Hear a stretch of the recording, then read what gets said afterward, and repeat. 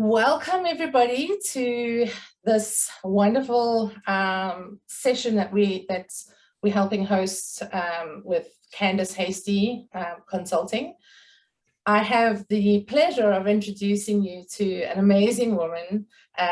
We happen to meet via friends, and I think from my perspective today, you will get so much value, because I know from a personal perspective, when going through and starting a business is not easy, and it's not easy, especially if you're alone. And I know that Candice is, a helping hand through that journey. So thank you for joining us. In the chat, please tell us where you're from, and also ask questions, because we will have a Q&A section a little bit later. So Candice Hastie and Rod Hastie are our panelists today, and yes, they are father and daughter. So this kind of puts in a unique dynamic that highlights the importance of communication in any business. So there's that family-owned businesses. So here's how they've been handling it and run successfully.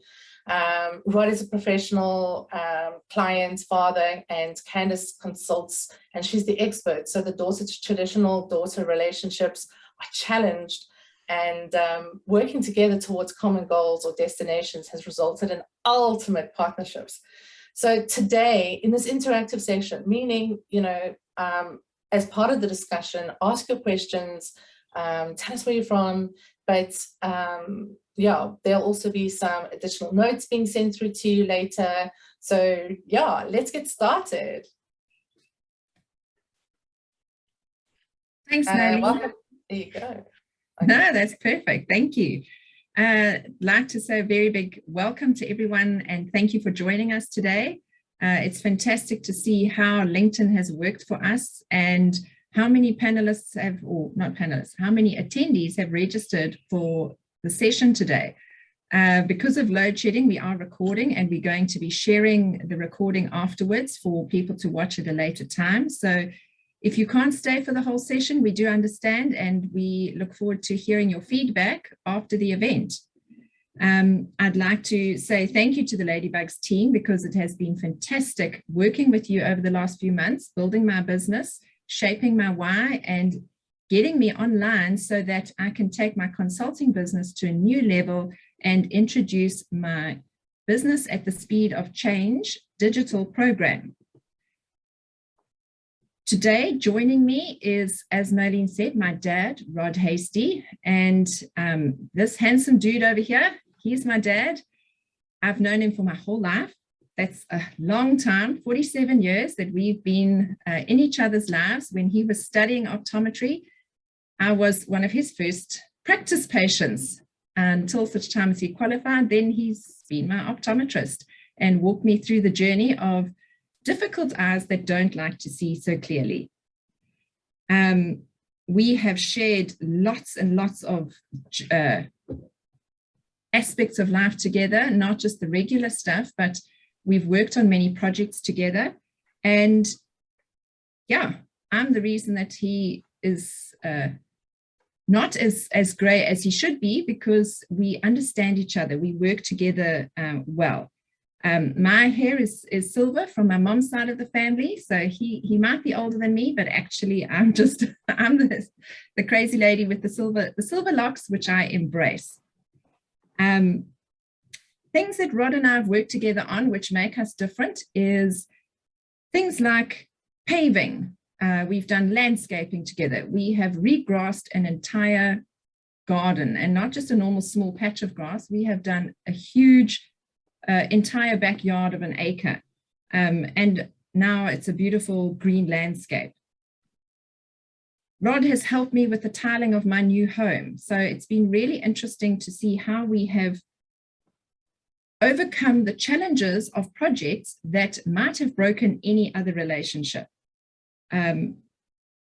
Yeah, we talk while we're working, we chat, we commiserate, we solve all the problems of the world. So Rod and I have a really good communication system. We solve problems and we share lots of ideas. And so when 2018 came along, some quite major stuff happened for the two of us. Rod he turned 65 4 years ago at the end of the year. And one day he was working in corporate. He worked in the corporate industry of optometry for 40 years. And the next day he he opened the doors to his new practice in private practice. Earlier in that year, I had actually closed my guest house, which I'd run for 12 years, and moved house. So it was a rather challenging year, lots of things going on. And the two of us decided that now was the perfect opportunity. Life happens, things change, and sometimes we lose focus and we lose direction. So we're not sure what to do with our lives. And that age-old question comes up. What is my purpose? What am I doing here? We all laugh at parents with kids that keep saying, why, asking loads and loads of questions. And these are questions we should be asking ourselves. Why do we do things? Why is the grass green? Why do birds fly and pigs don't? Why are fire trucks red? These answers are seemingly unimportant to us personally, but they do make sense of the world. And if you know why you are in business, if you know why you are doing a specific job or you're in a specific industry, that gives purpose to your life. It gives you focus. It gives you a reason to get up every day. And if you know why you're doing it and you're doing it for a reason, then it makes it a lot easier for you to dive in, get busy, get active, get fully immersed in what you're doing and deliver your best offering to your ideal clients. So today, we are going to be chatting about the why in your business. You would have seen lots of social media build up to the event, talking about the why, and there are so many different aspects of the why. For me, it is very important. Without a why, we're just in a boat floating along, not really knowing what direction we're going in. And life happens to us instead of the other way around, where we get to choose where we want to go, where we want to stop, and what places we want to visit along the way. So today, Rod is going to be using his business as an example. We're going to be discussing things about like, is Rod crazy that at 65 he retired and started a new business? A new business is a big challenge and takes lots of energy and lots of time. So is he crazy? We'll know by the end of the session. We're going to be looking at how important niching has been in Rod's business. He went into business with a profession behind him where he knew and knows exactly what it is that he's going to be doing. But there's a big difference between the corporate aspect and the private practice being his own boss. So we're going to talk about niching and how that impacted his business. We're going to look at and cover a little bit about integrity, professionalism, and gratitude. Something you'll get to see about Rod is that he is a very positive person, and he's not afraid to show gratitude, to share the love, to pass it forward or pay it forward. He does a lot of community work. And his passion for eye care and helping people, making a difference, really comes across, and I think has been one of the key things that impacts his business. And most importantly, at the end of this, I hope we've shed some light on your journey of why and helped you to start asking yourself the questions that even if you've been in business for several years, if you're an employee in another business, go along and analyze your own why. Ask the questions, go through the process and rethink things, because you'll be quite surprised at how much of a difference it makes in your life just to get that clarity, that focus, and start moving forward, start a new day with a fresh outlook and a new set of eyes. Yeah, it's quite invigorating. So we are going to move over to Rod. Rod, thank you so much for joining us in the hot seat today. You are very brave to have joined us for our first webinar. I know that both of us work a lot with people, So we are used to meeting people in person, not this virtual stuff. And we really appreciate you being here today. So let me just give the audience a bit about you as a person. Rod is very much a family man. He has been married to my mom, Sally, for 47 years. And they have been through many challenges together. I think the biggest one has been having 4 kids. We're close in age. So at one point, they had 4 kids under the age of 6. So it was lots of nappies, lots of schoolwork, lunch boxes, homework, activities, all sorts of things to keep them on their toes. But yeah, we've all grown up now, and Rod and Sally have 7 grandchildren. And yeah, their eldest is already 19 and the youngest is 4, turning 5 this year. And Rod is a firm outdoors kind of guy. He loves bird watching. He is passionate about his gardening. He spends a lot of time outdoors and has a beautiful, beautiful garden, lots of roses, lots of color, and definitely things that keep him busy. With regards to exercise and sport, Rod is a fanatic. He has completed the Ironman. He has 23 comrades under his belt, and he's done the Doozy Canoe Marathon as well. Something about long distance challenges that Rod seems to have good stamina for, and he definitely has taught us lots of life lessons about preparation and taking time and putting in the effort to get the results. So that's the reason why I mention all of these things, but they also come up in other aspects of life and balance of life. Rod and I have also, as I mentioned earlier, done lots of projects together. The one that always comes to mind, which something I was very grateful for at the time, but it just highlighted to me how important it is to have someone in your court or in your team that you can rely on. When I was running the guest house, at one point when load shedding started kicking in, we had a couple of issues where power was off, but we could deal with that. But late one afternoon, we discovered that there was no water at the guest house. We were fully booked, and load shedding is one thing, but no water is a completely other issue. And I had to phone Dad at work and say, Dad, please can you come home? I need some help.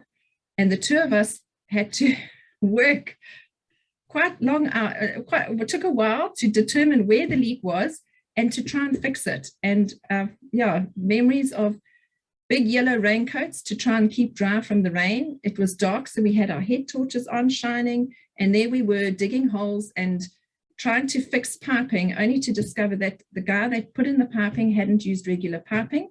It was an irrigation piping for farming. So it was an unusual size, and we were having to try and plug a leak so that the water that was leaking at a tap could be directed down to the guest house. But it didn't matter how long it took. Rod was calm, he was collected. He said, don't worry, we'll make a plan. And we improvised and we solved the problem. So the guests had water and they could shower. We had gas so we could cook, and life carried on, but we had a story to tell. So these are just some of the things about my dad that I absolutely adore. And for me, it's been an absolute pleasure to work with him. So Rod, when I mention all of these things, it shows us that you're a very, very busy man, and that, yes, you might actually be slightly crazy for having started a business so late in life.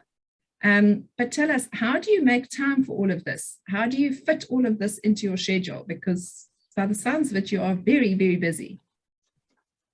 Well, thanks, and thanks for having me on the show. I've been on numerous webinars on my professional development program, continuing education, but always on the other end, doing listening to all the talking and watching the poor panelists and the lecturers going through the paces.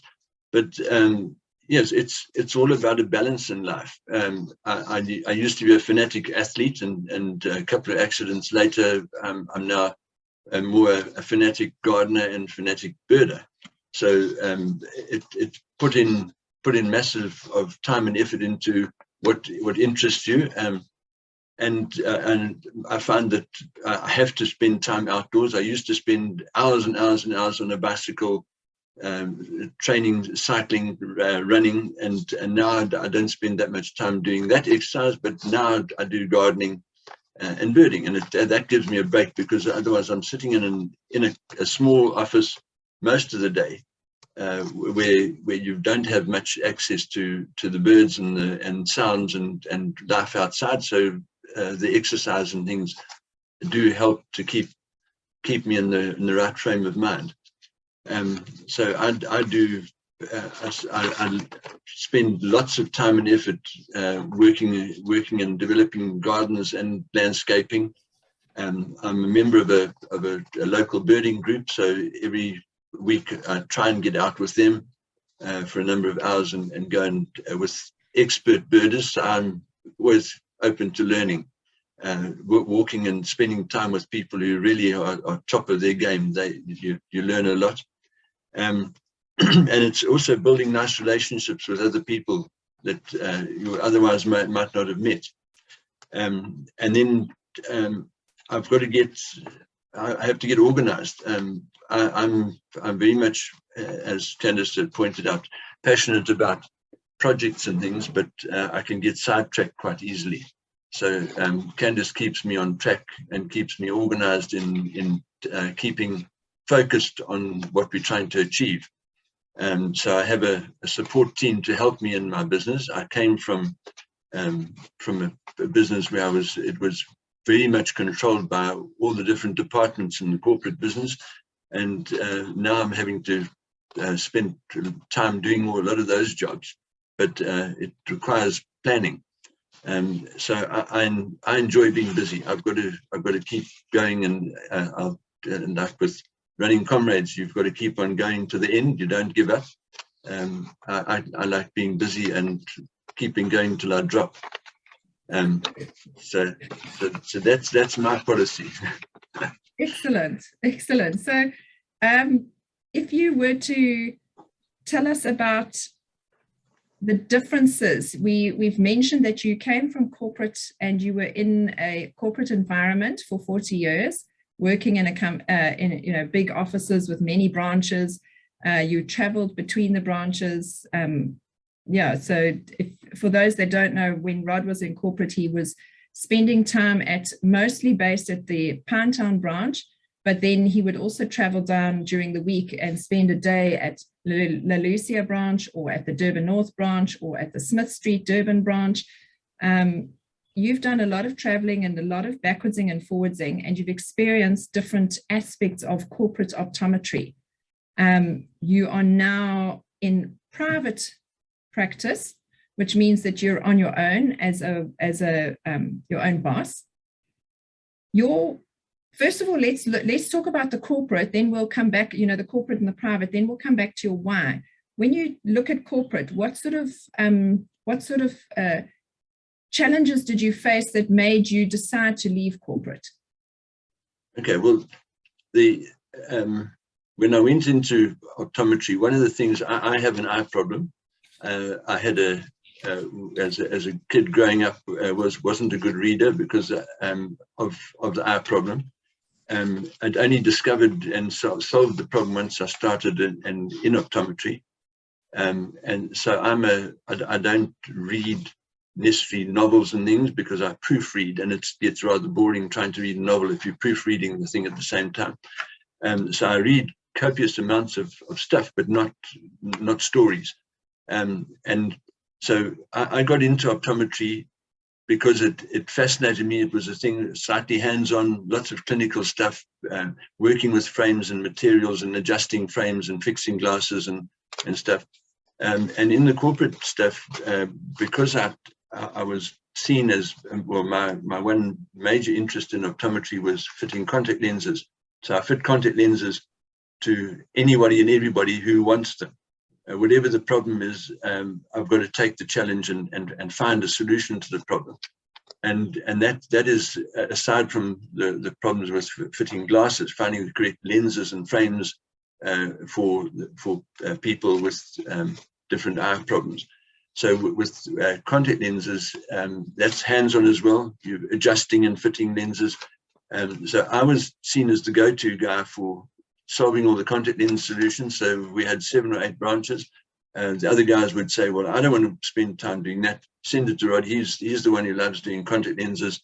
If it was a problem, older person who they couldn't deal with, well, send them there for a second opinion. And so I was always almost Mr. Fix-It, helping on the difficult customers and clients. That aspect took up everything. I was all clinical, solving problems, going and running around, sorting out branches, trying to get them working better from a clinical point of view, and not having any input in the purchasing of the frame, looking at the admin side, looking at the bookkeeping side. That's all foreign to me. And when I got to retirement age, I thought, well, here's a good opportunity to, since I don't look old enough to retire, and people always said, how can you retire? You're far too young to retire. And so I have a 10-year plan, and hopefully by when I get to 75, I'll still be viable and active enough to carry on for another few years. But the being in my own practice, I can now concentrate, spend time with the frame reps and look at all the different frames that are available. Whereas previously I had a team buying frames and I would just be responsible for selling them. Now I'm having to look very carefully at what I buy, because once you bought it, you can't give it back. So you've got to buy correctly. You've got to pick colors and fashions. You'll be in tune with what's going on. Look at what the trends are. Much more so than I used to just rely on the frame crew would buy the stuff and present it. So that's a big change, is that you're involved in so many more aspects of the business. I still need the backup crew doing the figure work, because I'm not a figures person. I'm good with maths, but I'm not good with bookkeeping.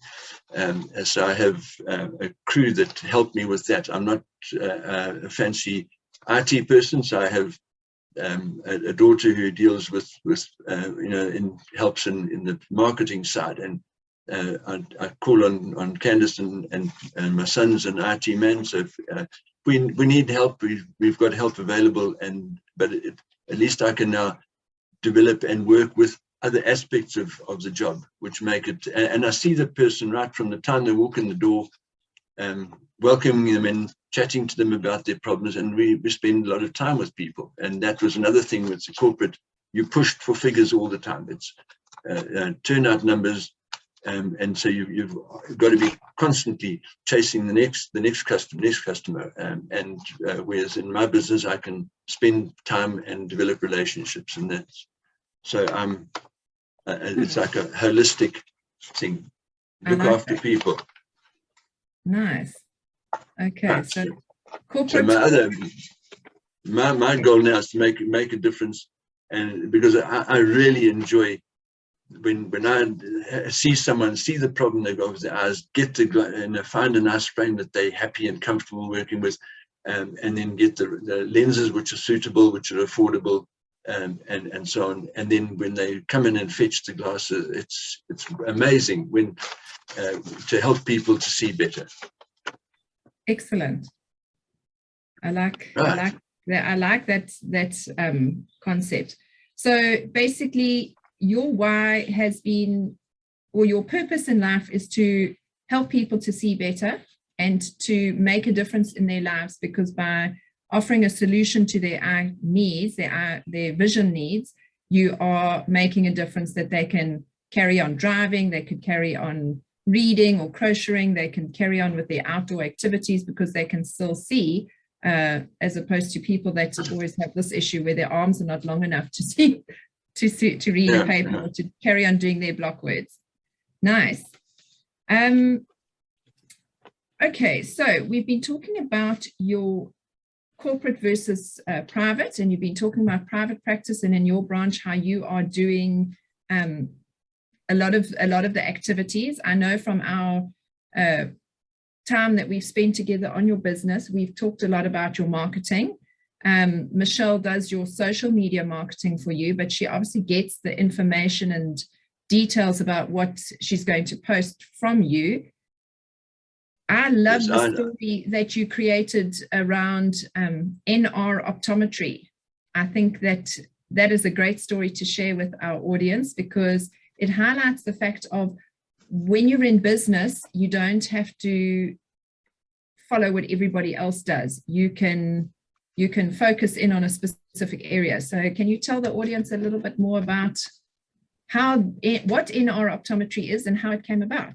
Okay, so when I retired, I'm in a town, and there are other optometric practices in town. I just wanted to be slightly different, so that I'm not in competition with the big chain stores. I'm not in competition with the other optometrists who work in my area. I just wanted to be something different, and that is that being supposedly semi-retired, I wanted to take things a little bit slower and spend time with people. And in Howick, we're blessed with a huge population of retired people. They affectionately call this area God's waiting room. And a lot of the people here, they've got failing sight, which probably accounts for their driving very slowly. And Howick's number plates all are NR, which is our area. We're still figuring out exactly where the R comes from, but it's Howick is NR, and the faster drivers call the NR drivers the no rush drivers, because they drive along really slowly and hold you up in traffic, and they drive it between 30 and 40 k's an hour, and it can get frustrating. But when you think a lot of those people are 85, 90 years old, and they're still driving, as long as they drive safely and pass their driving test. So we decided that no rush optometry would be a good option, because I work on much longer appointments. Instead of having to rush to in 20 to 30 minutes in an appointment, I set my appointments on 1 hour. And that gives people, especially the older folk, who've got a whole story to tell about all the different things that happened to their eyes over the last 50 or 60 years.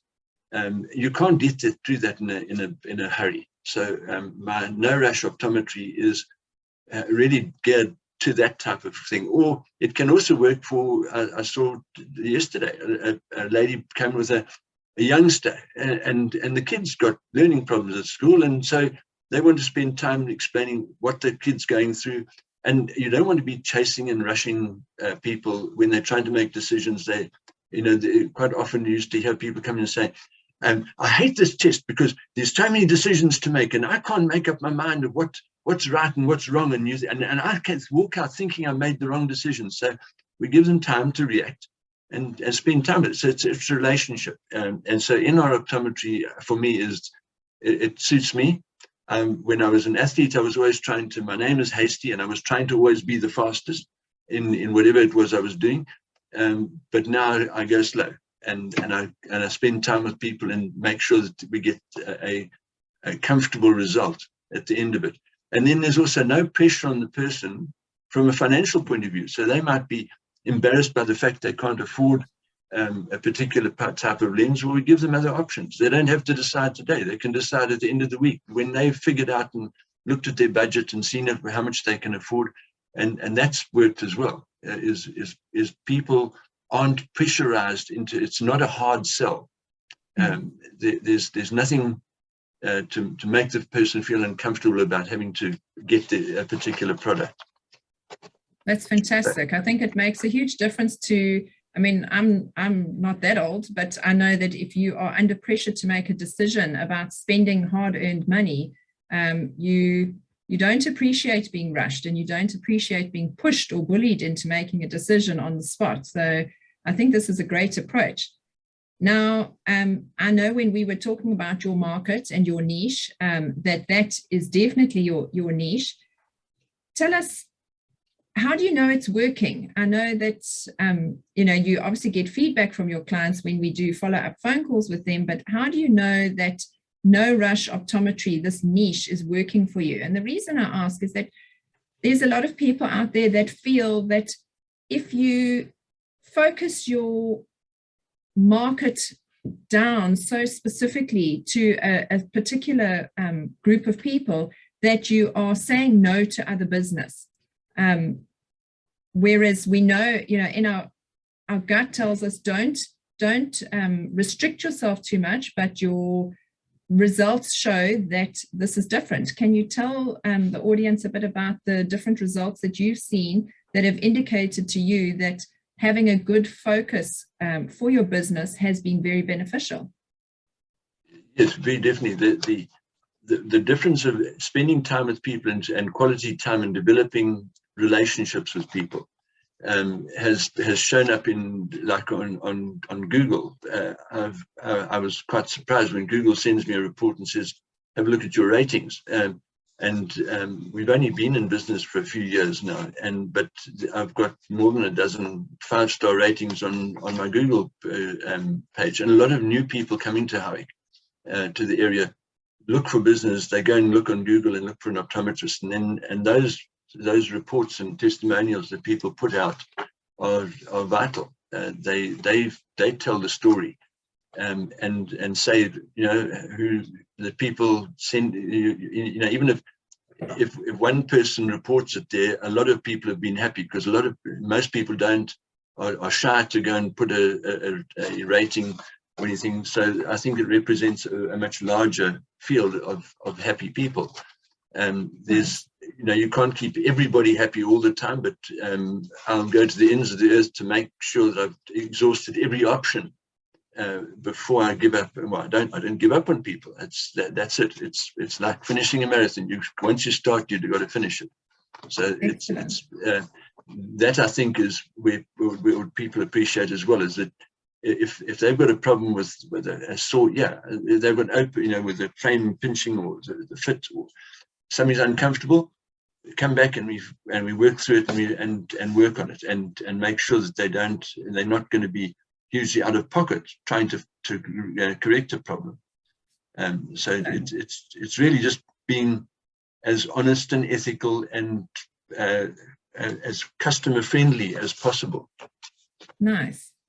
And tell us, you mentioned at home the other evening that you had a client that came in who has been, something about her, she's been with you since she was in single digits and she's now in double digits. Tell us about her. Well, I worked in Durban. For those who are not familiar with the area, Howick is it's almost rural. We're about an hour and a half to 2 hours drive from Durban area. We're at anything between half an hour or more drive from Pietermaritzburg, which are the nearest big cities. So I've worked in the Durban area, and I've still got people coming from there. Some of them travel up to 2 hours from the coastal areas of Durban, where when I fitted with contact lenses or glasses originally when I was with my old practice, and then when I moved up to Pietermaritzburg and then graduated up to Howick, they just keep on and follow me back again. So those customers and clients make the business that much more worthwhile. When they come in, it's old friends. The guys saw on Saturday morning, I had a special trip in to go and see him, because he's driving 2 hours to get here.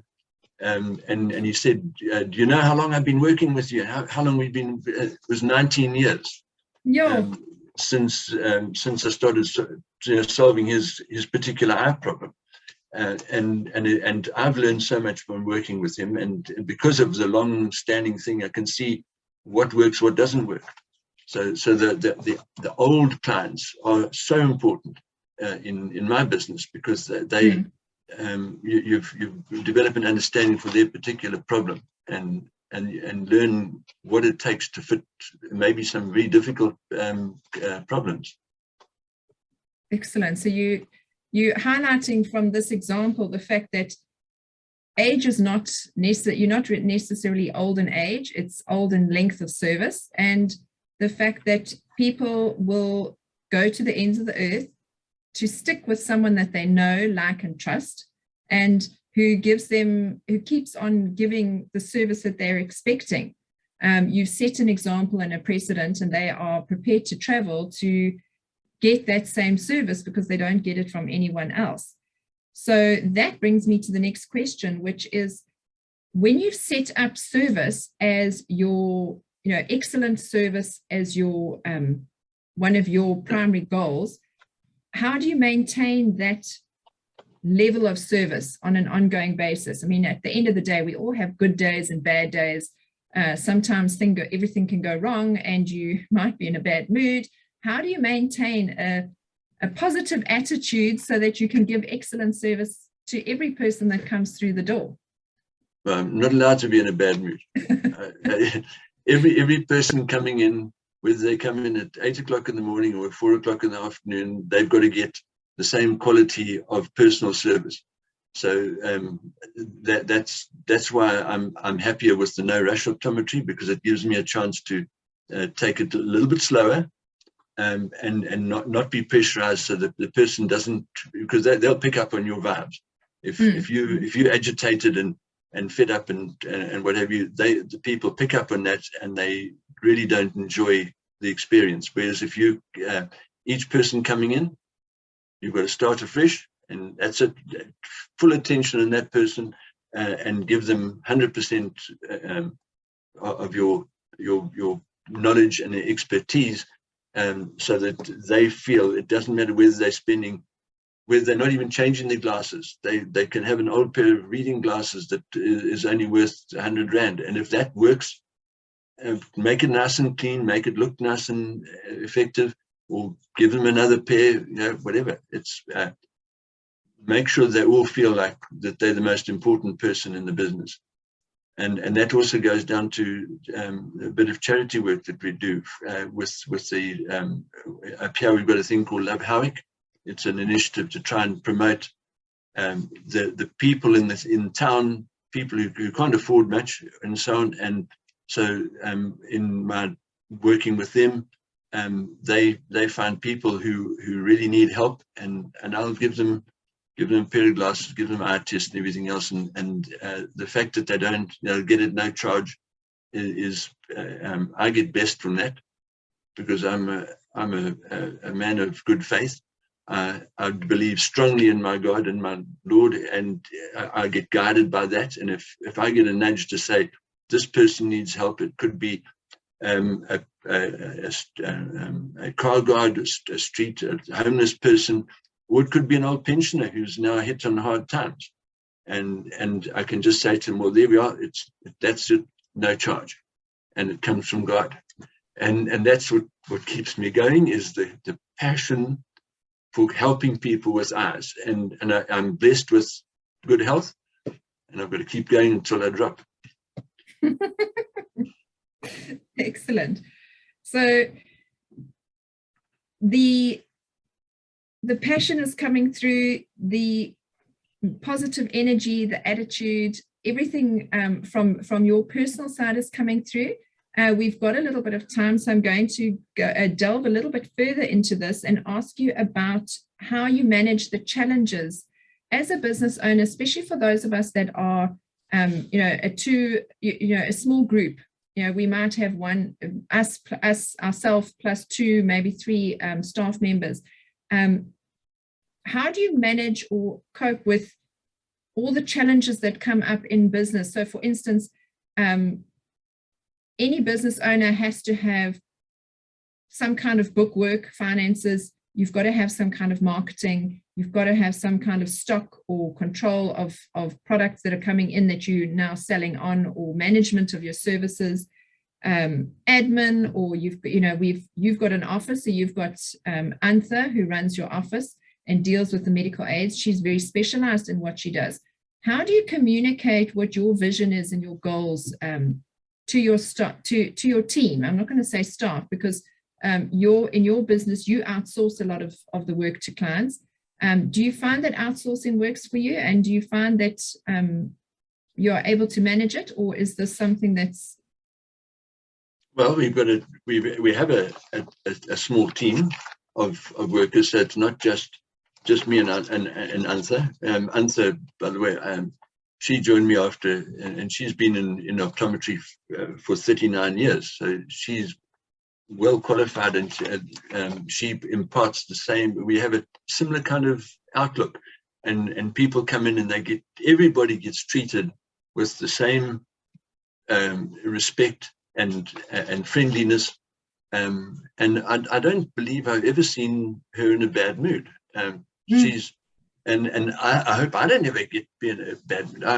I was once confronted by one of my staff members in a group practice, and she said, "How do you always come in with such positive thing? You're always bouncing and smiling and whatever." I said, "That's because I'm so happy in what I do, and that's it. If you enjoy what you're doing and stuff, it isn't a tedious thing. It's every day is a challenge. And it's exciting. It's a trip, and we just really enjoy coming to work and see what's on the cards for today, and just try and make the best of every person we see, and make everybody feel special."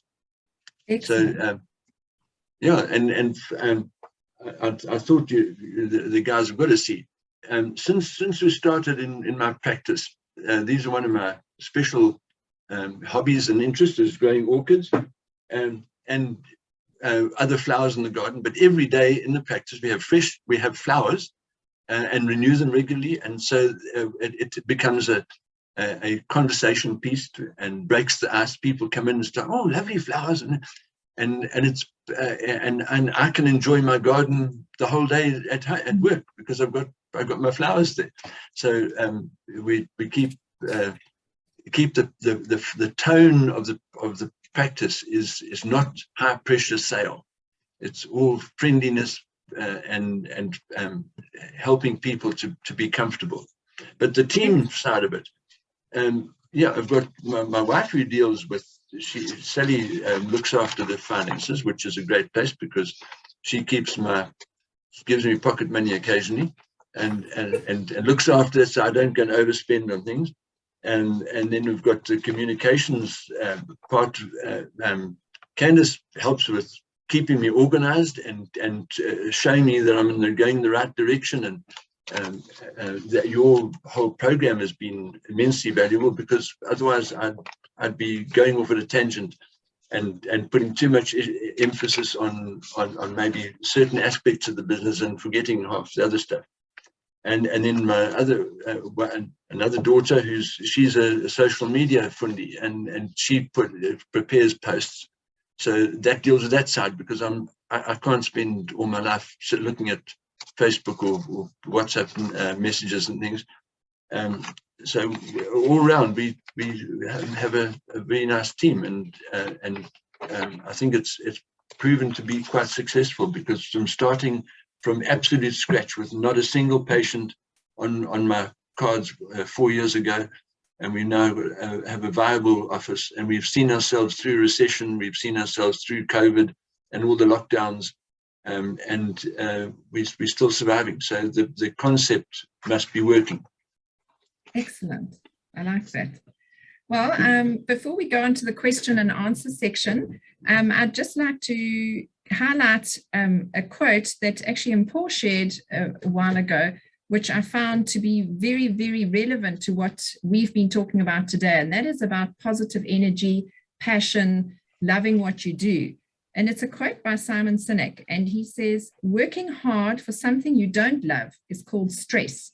Now, we all know what stress can do to you, and we know how it impacts us, and the negative impact it can have when, to your health, to your well-being, to your family life. Stress is the silent killer, as they say. He continues by saying that working hard for something you love is called passion.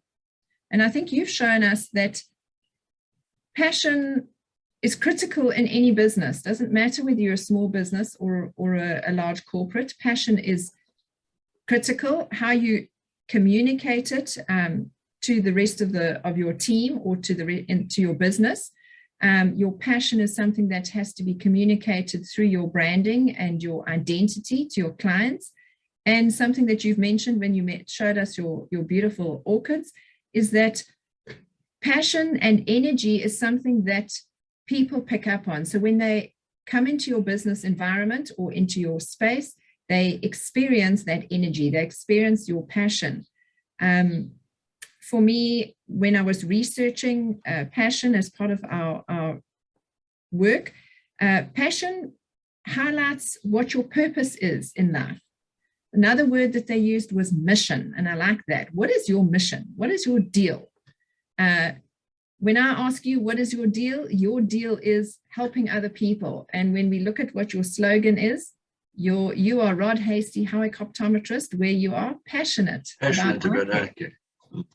So I think that you really have incorporated your positive attributes into your business, and in building relationships, you are helping your business thrive and grow, and you're making an impact on your community, which brings us right back to the circle, which we spoke about at the beginning, which is your why, your goal. When you went into private practice at the age of 65, you weren't crazy, you were just identifying and following your purpose. You identified what made you tick, you identified what you were really excited about and what made you want to get up and keep on going and staying busy. And you've managed to channel it into a business which is now thriving, and it's making an impact on the Hawaii community. We've seen from the reviews how people refer you at the drop of a hat, and the people that want a personalized customer experience are coming to you because they know you and they trust you because your brand is out there. They recognize it and it's being promoted by outside people. So your passion certainly is key. And I love the fact that you have shared it so beautifully with us today. I hope everyone has enjoyed getting to know you. And that's, yes, as Nolene said earlier, if you're wanting to travel up to this side of the world, do book time to pop in for a cup of coffee or an eye examination with your Hawaii optometrist. More than welcome. There was literal moments where I'm sure that the whole house heard how I was laughing at, the lovely banter that you have, Rod. I think it's phenomenal to keep that positive attitude, despite challenges, and to hear how you have supported not just your family, but people in business and your community, and how you're adding value around the people around you, because it's an entrenched value that you have in terms of the passion that you shared with us. So thank you very much. One of the things that we do at Ladybugs, and something that I'm very passionate about, it's also about adding value. It's every conversation, so people have to feel that they walk away smiling. Rather, there are times that they don't necessarily smile because I have to have that hard conversation, but from that perspective, it's always adding value. And I think this conversation has also showed us that between you and Candace, it's understanding the fundamental roles that you're playing in the different aspects of your life. So it's not just business, mom, dad, and child, and there's lots of different dynamics. And I love the way you guys kind of communicate and manage that whole process. So well done. I mean, the heads off. I'm not sure if I could, do business with my dad. I'm just saying. So, it's all good. I think a most important part of this whole thing is what I've learned since I changed into this business is the lack of stress. Is that I can work at my pace. I don't get a knot in my tummy because of I haven't met a target, or we've got to all fall down in the practice, and you've got to worry about huge expenses in malls and things. We're in a little medical center off the beaten track, and it's all relaxed. It is chilled and relaxed. And an auntie who works with me, she used to get knots in her tummy about everything about her previous work. She was really getting quite ill from it, and since she's been with me, we just love being at work. So love it. Yeah. So we do have a couple questions, and I know there's time is going. So one question was what would you say makes business difficult? In my present situation? Business in general. Well, I think the government, the pressure that's put on people, because we see trends in optometry, is that at certain times there you get people buying like mad when they've just got their new medical aid benefit, or at the end of the year when they're just trying to clean up what's left in their medical aid. But for the rest of the time, if there's a problem in the economy, if the petrol price goes up, all of a sudden it goes dead quiet. If there's a sudden raise, suddenly the price of food has suddenly gone up, everybody holds back, because eye care is at the end of the line of important things. They can still do with an old pair of glasses, whereas it's not like a toothache that you've got to attend to today, or a medical thing where if you're coughing and spluttering. With eye care, people are generally healthy. All they've got is they just can't see that well, and they're prepared to put up with not seeing well instead of spending on their eye care. So depending on the business, I suppose if you're in a tire business, people, when they're tight on their money, they don't change their tires, or they don't service their car, or they don't change the windscreen wipers. They don't, or you don't employ the garden service because you let the grass grow because you've got to spend your money on uniforms or on new books, or suddenly some other catastrophe.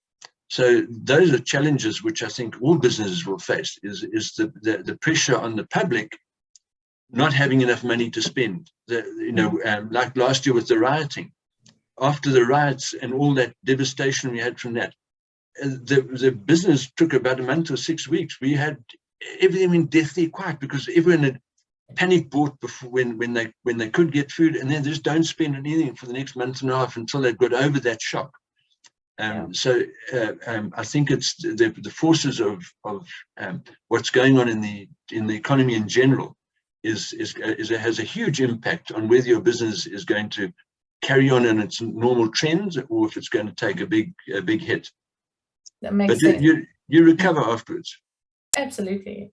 It just takes time, and you got to have that backup. Yeah. I think that's also it brings us back to the importance of having a plan. Is that all businesses face these kinds of challenges, and it's very easy to have a knee-jerk reaction. It suddenly got quiet. People are not coming in. They're not spending money. What shall we do? And so we start to panic, and we think, well, maybe we must advertise more, or maybe we must, do a special offer, or maybe we must offer discounts, or maybe we should. And I think that if you don't have a clear plan of action, if you don't have a clear support group, people that you can talk to get advice and to just be able to vent and get your nerves settled, that makes a big impact on people. And I think that's something if you had to look at what my why is that I want to make a difference. I want to be part of that support structure for business owners, where you might be a small business and you can't afford the rates of a big consulting firm or a private coach, or you're in business on your own and you don't have someone to talk to.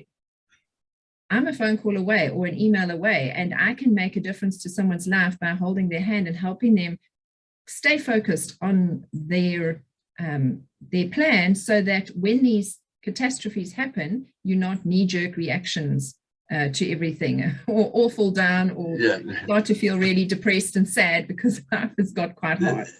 That's one thing. Sorry, Nalini, that's one thing which Candace has been a pillar of strength in my business. Is that and now I look there and I suddenly think, I've gone a week and I've hardly seen a patient this whole week, and maybe I must do this, maybe I must do that, and then she comes in, stick to the plan. That going and spending a whole lot on that is not part of the plan. You're just going to waste it. Do this and that, and she keeps me focused on keeping on track and just chill out, get back online, because it's all still new to me, is having to deal with marketing. So I think, go and do this marketing, do something. and she says, just calm down, do that, there we are. And then it's no stress anymore. So she's the pillar of strength in my business. Right. Can I take over from the two of you? Yes, yeah, no, I was actually just going to kind of finish just watching the off. time, so I'd like to start wrapping it up a little bit. If there are any other questions, Nolene, will you send them to me, and we will endeavor to answer them and put feedback on social media so that people can, we can deal with them that way, and at least everyone can benefit from that.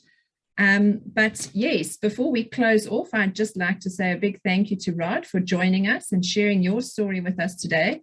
You have been exceptionally brave and a great support in helping me to find my purpose after lots of changes in my life. Working with you has been hugely beneficial. I've watched you grow. I've watched you develop your skills to become a business owner and an entrepreneur in your own right. And as dad and daughter, I think we've really challenged each other to work outside of the box, to find alternate solutions to issues that have come up. We've found new perspectives and new ways of looking at things so that we can build our businesses together. To everyone out there, I would like to say, being a business owner is about the opportunities. It's like planning for a trip. You don't just say, oh, I'm going on holiday and leave it at that. You need to decide on your destination. You need to decide what kind of trip you're going to take. Are you going on a cruise boat? Are you going to fly there? Are you going to drive overland to some remote area in Mozambique and enjoy a beautiful beach holiday? What is it that you're going to do? So your opportunities that are out there are limitless, and you are the captain of your own ship. So you need to put your captain's hat on, start making decisions about your business and working on your business, not just in it. And to help you get in that mode of thought or that train of thought, I have a couple of questions for you. Things to consider, whether you've been in business for 2 days or for 10 years, what is your destination? Look at it, get clear on it, and make sure that it's still in focus. Have you decided what vehicle you're in to get to your destination? Is it a 4x4? Is it a little mini? Are you in a Ferrari? Are you going by plane?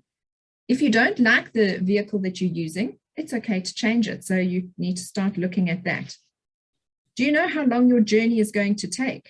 Do you have a clear roadmap with detours, stops, provisions, and assistance mapped out so that you know what to do at each stage of your journey?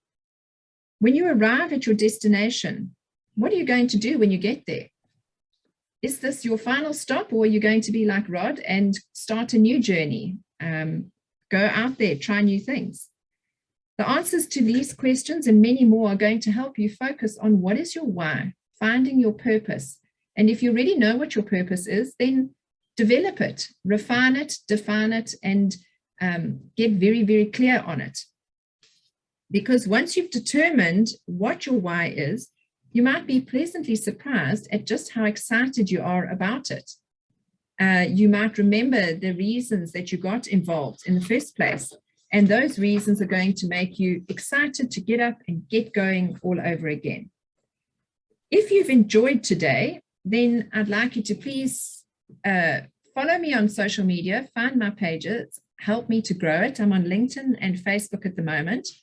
If you'd like to know more about the services we offer, I've got a website, which is newly developed and designed by the Ladybugs team. And sure, I'm super proud of it and very excited every time I get to share it. And then as a thank you, special offer for the ladies and gents who've joined us today. Even if you're watching the recorded session, please be sure to check your email box. We have a business profile guide, how to write your business profile. If you go through the questions on this guide, you are going to start to find that maybe you don't know the answers to them, and giving some thought to it is going to help you redefine your why and help you get excited and passionate about your work. Nolene has just shared the link for that download in the chat bar. So if you are able, download it now. Alternatively, check your emails and you can receive your free guide.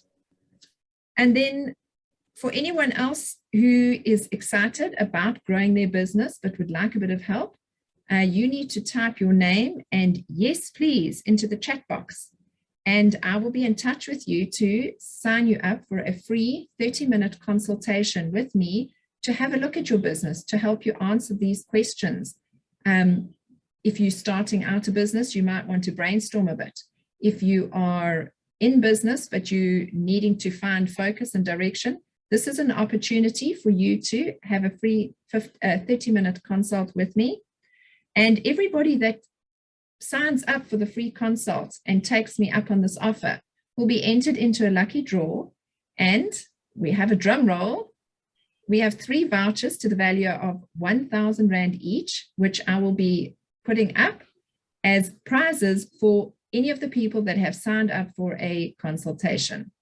We will be announcing the winners at the end of this week. We will notify you via email, and we will also announce those winners on social media, so you can then follow up with them and see what their experience has been about. And lastly, thank you so much for joining us. It has been a pleasure. I do look forward to the next webinar in our series, where we are going to be focusing on marketing. My guest speaker is Megan Hudson from Niche Intelligence. She is a marketing coach, a business coach, and a content strategist, and she specializes in niche marketing. We will also be having the gorgeous Mpho joining us from Ladybugs. Mpho is a content creator and content strategist, and she is going to be assisting Megan and I to discuss and dig deeper into the aspects of marketing your business. You've got a business, you know why you're in it, you know what you're doing, but how do you take it to market? So we are going to be tackling this topic on our next webinar, and that is taking place on Tuesday, the 1st of November, same time, same place. The link is in the chat bar, but we will also invite you to join us. So thank you to everyone. Nolene, it's been fantastic. Rod, thank you so much. I really have enjoyed our time today, and I appreciate that you've taken time out of your workday to spend time with all of us on the webinar today. Thanks, everybody. Thank you.